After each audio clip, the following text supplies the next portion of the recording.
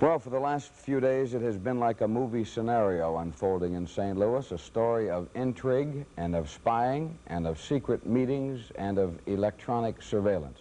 It is perhaps one of the most startling episodes yet in the investigation aimed at solving the riddle, did James Earl Ray really kill Dr. Martin Luther King?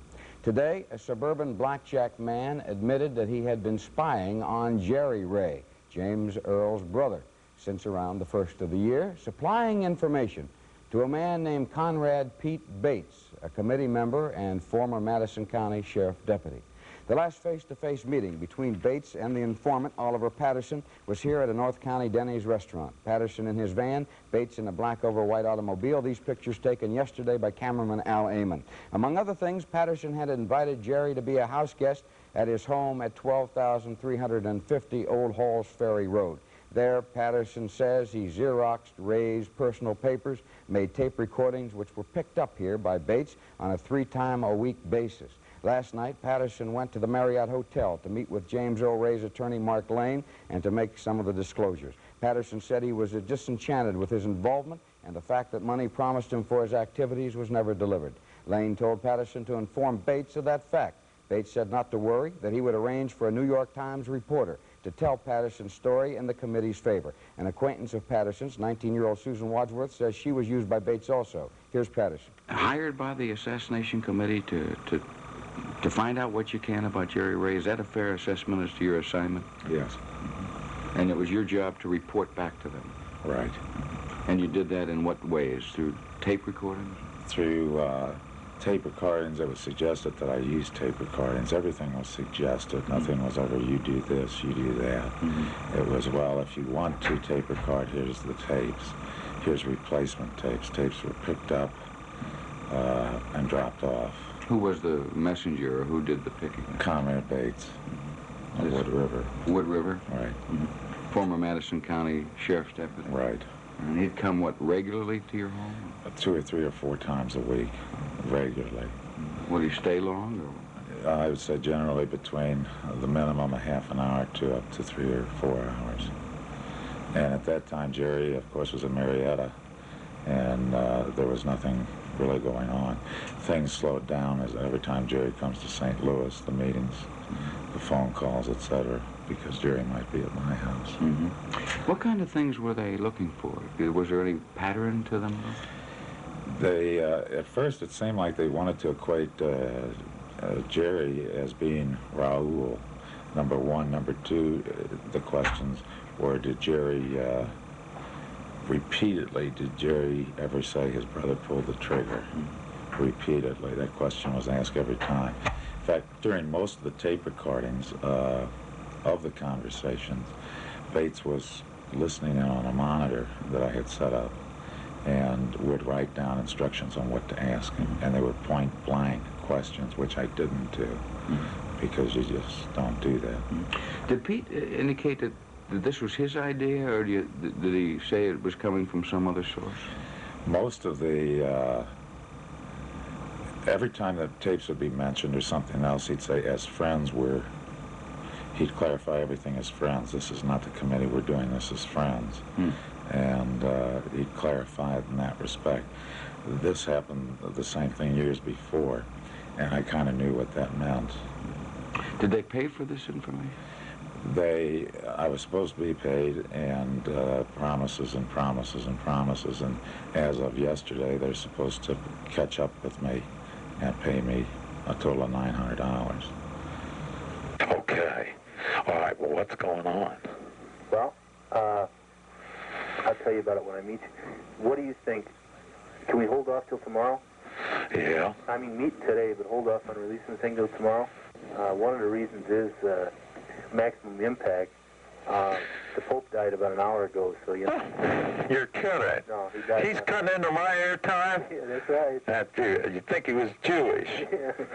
But listen, give me about 20 minutes, half an hour. I'm out at the airport. Okay. How about meeting me, give me a place. JoJo's? Yeah, fine. That's a recording of a conversation between Bates and Patterson in regards to setting up an interview in St. Louis yesterday with the New York Times. Because they felt the Pope's death would minimize the impact, the meeting was rescheduled for today. The Times flew in a reporter named Anthony Morrow. When Morrow was confronted by Lane, instead of getting the story that he thought he was being provided, here's what happened. Mr. Morrow? Hi, my name is Mark Lane. I understand you said down to the select committee. Are you running away from the big news story? Don't push me. Don't push anybody. You're pushing him. Don't push him. I thought you're a newsman. You were sent down here by the select committee to get a full story. We're going to give you the real story. Sent here by the select committee? Yes, dear. Where we have the tapes of the conversations. Come on down. We'll give you the real story. We'll give you the documentary. You're not going to run the story. Everybody else is going to run it. Why is the New York Times running from the truth? Because it's not the phony story you had set up. Is that the problem? We'll give you the pattern. Well, if all of this was not incredible enough, let me assure you that there is more. We're going to pause here for a commercial break. But when we return, you'll hear Mark Lane report on a shocking offer made by a member of the United States Congress that, if accepted, could mean that James Earl Ray would walk away a free man. That next. Stay tuned.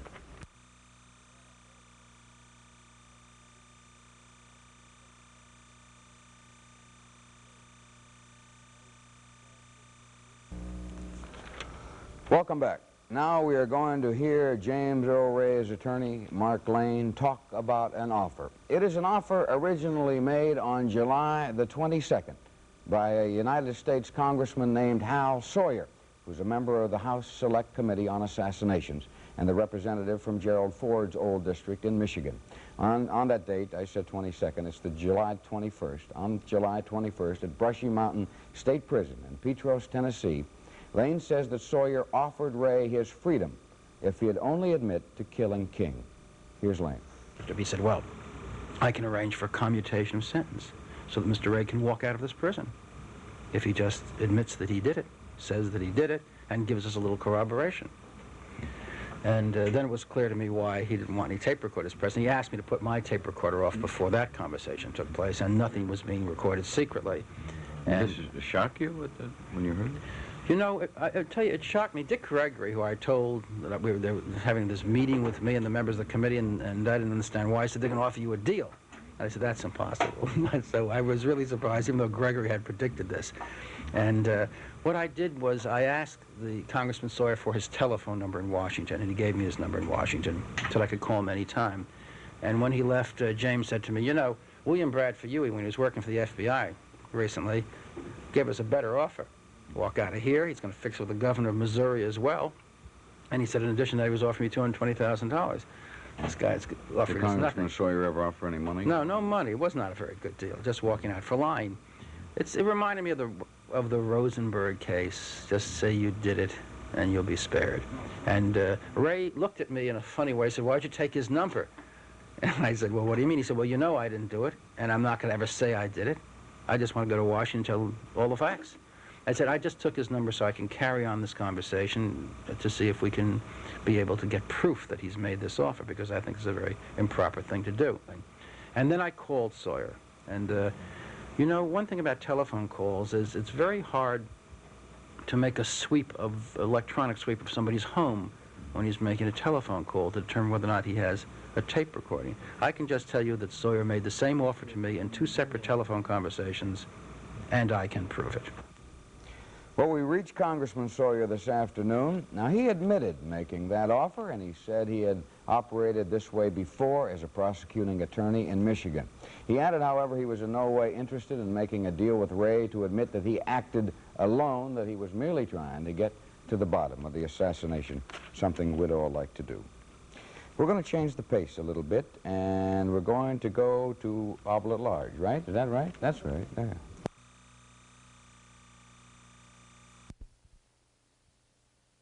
Introduce you to still another informant for the House Select Committee on Assassinations, and we're going to get to that in a moment.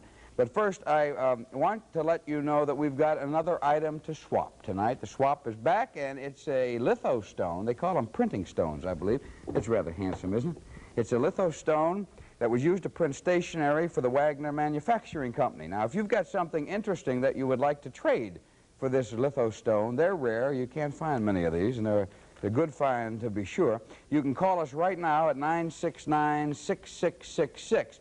If you've got something you want to swap, you just call that number and tell the operator what you have to swap and bring your item down, and that fine-looking litho stone can be yours.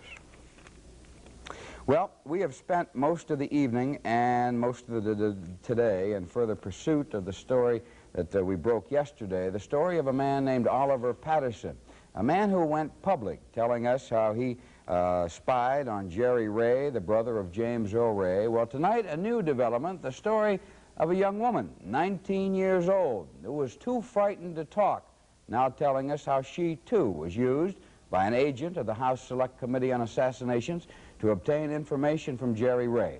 Her name is Susan Wadsworth, and today, breaking her veil of silence, and reaction from black activist Dick Gregory is the subject of tonight's Oval at Large. Susan, a former McClure North High School student, acquaintance of Oliver Patterson, stuck closely yesterday to James Earl Ray's attorney, Mark Lane. She said nothing through the whole series of hectic events. She was indeed a woman of mystery, admitting only that she was a friend of Patterson's. For a month, starting in mid-June, she lived with Patterson in his home in the 1200 block of Old Halls Ferry, where Jerry Ray was also a house guest. It was here that she met House Committee investigator Conrad Pete Bates, who's a sergeant with the Madison County Sheriff's Office. She says she put her to work almost immediately, and I asked her about why she agreed. I was told that Pete was working for the Select Committee on Assassination, that it's, you know, for the government, and I don't have to, but they wanted me to. It would be a patriotic thing to do. So I did it. I thought it was the best thing to do. He told me to take Jerry out to dinner and ask him these certain questions. Write them down, memorize them, and then destroy the paper. These were questions that Pete was giving you? Yes, these questions were Pete was telling me over the telephone. I wrote the questions down, I memorized them, and threw them away. What kind of questions? How many questions were there? 3 or 4, very simple, to the point questions. Pete instructed me to act like a naive 19-year-old, curious, right out of high school, and I should be fine. The questions were, did your brother kill Martin Luther King? Who was Raoul? Is there a Raoul? Very simple questions. I asked Jerry these questions, reported back to Pete. Now, was there any other time that you supplied him with tapes or anything of that nature? No, I did not. I saw Oliver give Pete tapes. I saw Oliver taping the phone calls. On one occasion, I saw Pete monitoring the calls. I saw the transactions of Oliver giving him tapes and Pete returning brand new tapes for him to continue taping upon. Did Bates ever threaten you or say that what you're doing shouldn't be discussed with anybody? Yes, on June 11th, when Jerry Ray came into town, it was approximately 9:30 that evening when he called Oliver's house. Oliver could not come to the phone.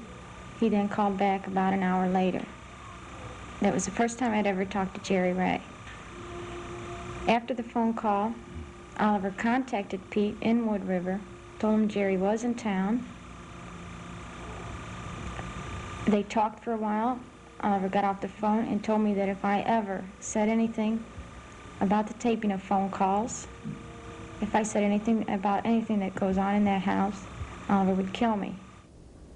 Besides attorney Mark Lane, few people have worked as diligently on the King case as comedian Dick Gregory, a self-styled black activist who has searched for the truth in this matter all over the world. He thinks the fact that people like Susan and Patterson are coming forward is a vital step in solving the crime. I asked him if the disclosure surprised him. Well, you know, under the Freedom of Information Act, I have an FBI document where Hoover told the Chicago office to read a speech that I'd made attacking the mafia, then get in touch with La Cosa Nostra and let them know about my attacks on them.